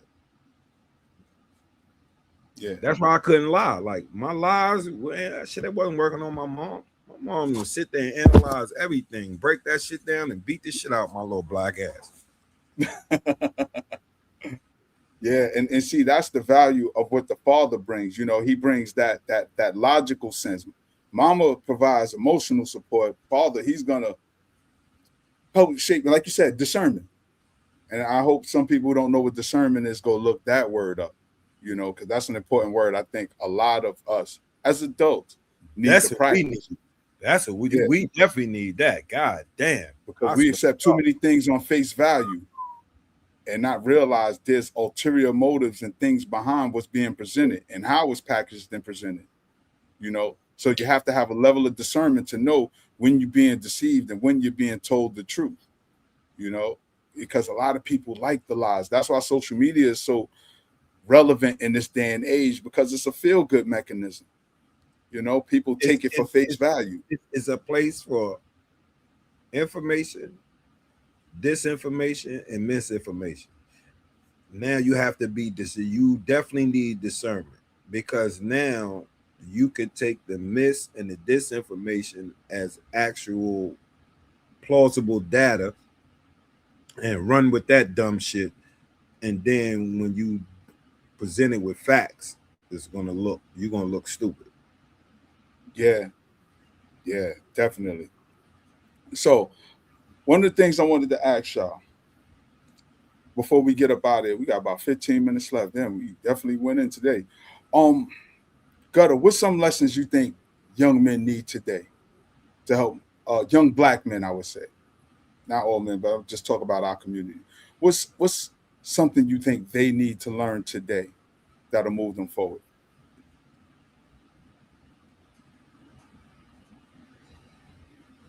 Discipline and impulse control. Because that's those are the things that we didn't have, and that's what put us in the places that we was at, where we were at. Right. Yeah. You know what I'm saying? And that comes like, and they need therapy, especially coming up now Yeah. I think with we the all need internet therapy. and all this shit. Because now what has been presented to the youngsters is that being a gangster is the end all and be all. Hmm. Now, if you in a revolution, my nigga, and they think they're gonna be some type of entertainer. So now when you got the masses thinking they're gonna be something that only a very small percentage becomes successful at, we stuck. Where's the revolution gonna go? We're Right. not gonna have no engineers. You're not going. You know what I mean, No we need that in mathematicians. order to build. We need all of these things in order to build. You know what I'm Yeah. saying? Because, like I said, when we spoke on freedom, and in order for us to do the things that we need to do on our own without any outside involvement, we need to have these individuals. Yeah. So, Yeah. like, in order for us to start seeing ourselves as building, we got to get out of that mindset. Yeah. And Sis. the dudes that been in the trenches and did that stuff and realized that that's a dead end need to be the individuals that bring that to the forefront. Nah, that's a fact. And I got a couple of more questions for y'all before we wrap it up. But sis, same question to you. What lessons do you think young men need today? Wow. First lesson that they need to learn is how to be boys. Because if you don't get that out of the way, you'll be chasing boyhood forever. Mm. And I think that a lot of adults by age still behave as children. So they haven't gotten it out of their system. So be boys first. Love your boyhood. Have fun in it so that when you become a man, you're ready for it. If you don't have a father in your life, reach out to other men in your family, other men in the neighborhood. Start having conversations because you would rather do that than to end up on a slab or in a penitentiary. You would rather do that than to be in a courtroom with a woman who is suing you for child support. So get those things out of the way first. The same with girls. Get that girlhood out of the way first. Enjoy your time as being a girl before you try to step into being a woman, because that's huge shoes that you have to fill. And a lot of women or girls women who still behaving as girls haven't mastered that yet. That's why they'll say, well, you need to have six figures and this, that, and the third, and it's ridiculous. Putting all your business on social media, that's childish behavior. I don't understand how people do that. Who are you talking to? You talking to a bunch of strangers, putting your business out on the street. This is crazy. And You saying know, people don't mind their business. it's crazy work to me. But get that out of the way first. Enjoy your youth so that you can be prepared for adulthood, because there is no turning back. Once you enter adulthood, there is no turning back. That's why a lot of adults say, I wish I could be a child again. I wish Yeah. I could do it again. Do My all the dishes, all your homework, everything. I kind of hate that post. I hate adults, and nigga, that's what was gonna happen. Yeah, That's one of our problems, that we don't prepare for manhood and womanhood. yeah. You Because know we what lost I'm our saying? sense of self. Yeah, Yeah, we don't prepare for that. So we just, everybody figured out. It's shit, nigga. That's what we did. So, yeah, and then that's the problem, is because we'll pass that thinking down. We had to yeah, go through it. You got to go through it. That's the same thing like with the older homies and the youngsters. It's like we got to stop being, yo, I went through it. Now you got to go through it. Now we got to stop them from going through it and telling them why you don't got to go through it. You know what I'm saying? right. My nigga, you could do this. Bro, I got little homies that don't got no felonies. My nigga, go get a fucking gun license. Yeah, We going to do this security shit. yeah. Big money in that. Be a bounty hunter. You know what I'm saying? There's so much you can do. Yeah. So it's other things and we can employ ourselves as well doing certain things. You know what I mean? Yeah, So that's one of the things where we enslaved to too, because we enslaved to these, like she said, the debt and bills and all of that. So we enslaved to that. So now we stuck and not able to step out of that and be able to be the entrepreneurs that we able to be. You know what I'm right. saying? And we don't fund each other either. You know what I'm Yeah, saying? We that's don't do that. We definitely don't do that. You know what I'm Kevin. saying? I want to ask you another question, and I'm asking this Keisha the same question. What legacy do you hope to leave for your children and the community? Like with all the work that you do in the community, your job and family, how do you want to be remembered? That's kind of hard. Um, I will hope to be remembered as a person of character and a person of works. And I hope that the evidence that I've left behind will speak for it. Because you have to remember, and I always say this, when you pass away in a funeral service, right? On your obituary, they have the date you was born, dash, and then the date that you left this world. It's more important that you understand what that dash was. And that is your legacy that you leave behind. Were you a matriarch?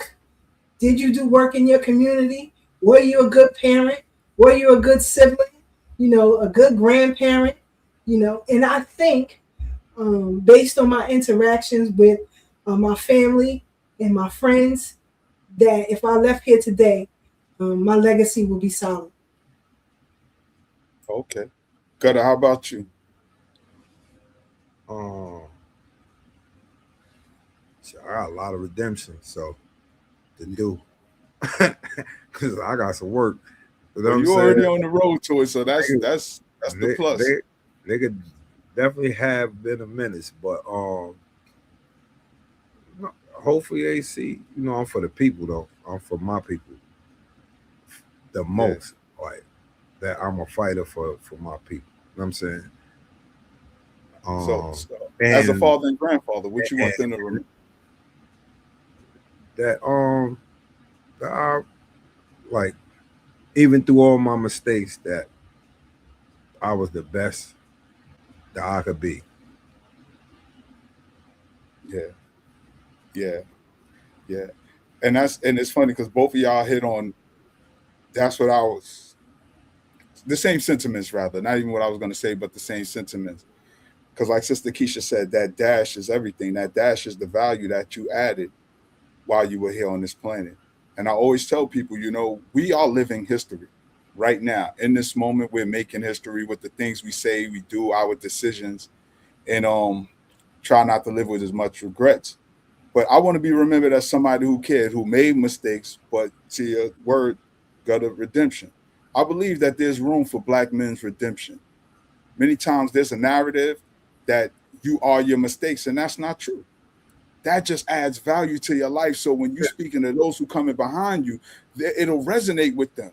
That's the You can spike. really save life because you've been there. You're not somebody just talking about it because you don't know what time it is. You understand the mindset and the psychology of what it is to be outside, what it is to be locked up.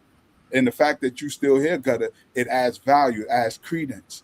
So when you talk, they be like, damn, he's an older me and he made it. And how did you do that again, bro? And by the way, I like the joint you did with Queen's Flip too. That was dope. You know what I'm saying? Oh yeah, But yeah, yeah, yeah, yeah. but redemption, that's one thing The Queen's flip. I definitely want my legacy to be somebody who did make mistakes, public mistakes and private mistakes, but had to get honest and redeem myself. You know what I'm saying? Like I'm honest about a lot of things. I'm not a super open book because I am private about certain things in my life because those stories are shared with other people who may not want to share those stories yet. But for nonetheless, I'm not ashamed of who I am right now, nor who I was, because it wouldn't have made me the person I am today. So I want my legacy to be one as somebody who tried to take my bad experiences and use it as a teaching tool to share with the young people coming up behind me so that they don't make those mistakes. Because a lot of them are not fortunate as me and you, Gutter. Yeah, We that's why. survived some shit, bro. We That's why I survived some use. That's why I use the trauma that I shit I inflicted and was inflicted upon me. You know what I mean? I share that with them in order for them and let them know like I said, bro, like going to school, nigga, I was brilliant. Like, yeah, but that was instilled in my family. You know what I'm saying? Like yeah, my sisters and them was way smarter than me. And I was smart. You know what I'm saying? right, But what I'm saying is that was instilled in us. I was great in school, but like I said, when was able to experience shit that kids wasn't able to experience. But at the same time, I got trapped in a mindset that fucked me around. So, nigga, if all the shit, all the opportunities that I squandered, you know what I mean, and I'm still here, able to get back and give back, you know what I'm saying? Then it's nobody out there that can. right, right. So, Sister Keisha, You know it, what? Something I want to yeah, say that I think that when I said if I left here today, my legacy will be solidified.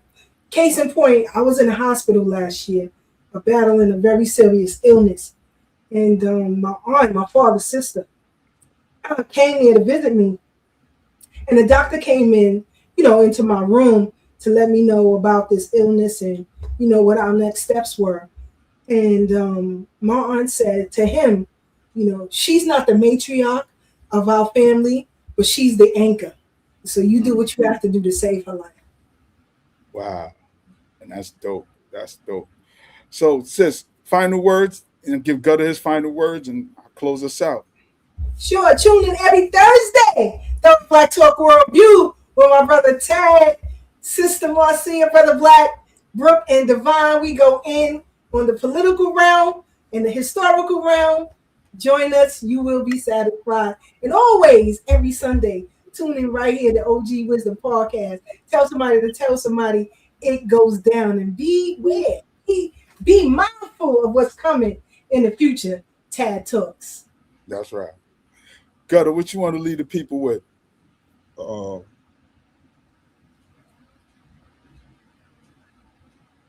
just remind them that these just words from a grouchy old nigga from the hood. You know what I'm saying? Let y'all know. What I mean, that we love our people, my nigga. You know what I'm saying? I'm gonna be on here and y'all gonna have fun fucking with me. I'm gonna crack jokes. I'm gonna rank on niggas. We need our haters back. Where's our haters? Like, we need our haters. We need our haters so I can get some wreck. You know what I'm saying? Look, we got our brother New York in here. Yeah, nah.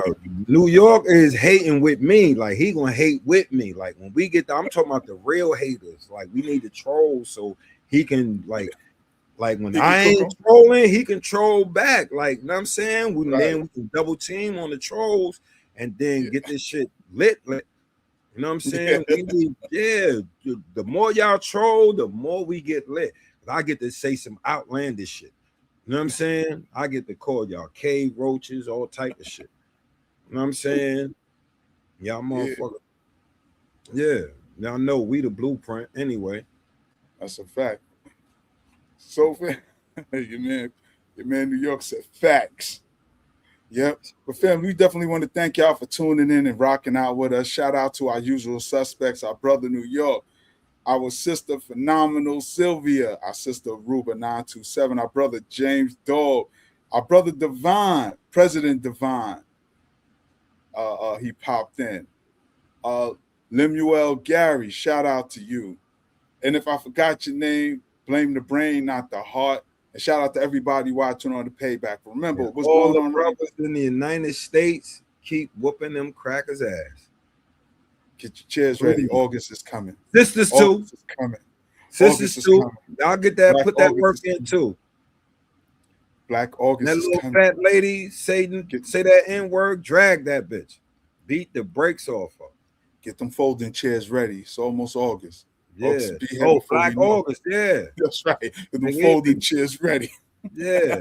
Black August. We gonna be but family, we definitely want to thank y'all for tuning in and rocking out with us. What we want y'all to take away is acknowledge Juneteenth, but recognize it's a Black American holiday where we honor our ancestors, those who bled, fought, and toiled on this soil for everybody to come over here. So just respect the architects. We want to hear some OJs, Frankie Beverly, James Brown. We want to hear our music. No knock on nobody who want to hear what they like, but when you acknowledging us, please respect our foundation. Please respect how we move with it. That's all we asking. Respect begets respect. And for everybody out there, whether you got your father in your life or you don't, please respect the fathers. If your father not in your life, try to understand the circumstances that may have prevented him. And he may need grace and peace. Over here, OG Wisdom, we try to give Black men a space for redemption because ain't none of us perfect. I know, speaking for myself, there's mistakes I've made. I'm glad that I've been a great father, though. That ain't one of the mistakes I've made. But I made mistakes in other areas. And if you do got your father in your life, be thankful. Be thankful. It could go on for more than one day, And sisters, if you're raising young men, get them around positive men, particularly positive Black men. If you're raising young Black children, young Black sons, get them around strong Black men that have a certain level of integrity and value system, and a group of men that hold them accountable. Because that's what we need as men. We need brothers to keep us in check for when we off. Like, nah, bro, we don't even do it like that. So hopefully you inspired by something you heard here today. It's your turn out. Go out and inspire others. As my sister said, catch us every Thursday, 8 p.m. on Thorough Black Talk. All right. Get active and smack a cracker. And with that, we out, y'all. Yeah. Peace. Peace.